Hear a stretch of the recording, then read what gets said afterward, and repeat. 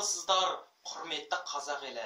Сіздерді 9 сәуір қазақ тілі мерекесімен шын жүректен құттықтай отыра, осы өлең оқу эстафетасын қабылдадым. Кешегі дүлдүл поэзияның ақыны Мағжан Жұмабаев атамыздың қазақ тілі атты өлеңі бар еді.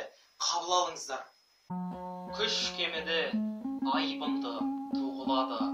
Кеше батыр, бүгін қорқақ бұғады. Еркем тұлған ұшқыр жаны кісенде, қан суынған жүрек солғын соғады. Қыран құстың қос қанаты қырқылды, күндей күшті күркіреген ел тыңды. Асқар Алтай, алтын ана есте жоқ.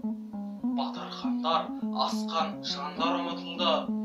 Ерлік, елдік, бірлік, қайрат бағардың, жауыз тағдыр жойды бәрін.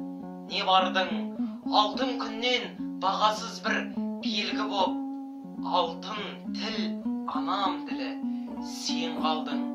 Жарық көрмей, жатсан да ұзақ, кең тілім, таза, терең, өткір күшті, кең тілім.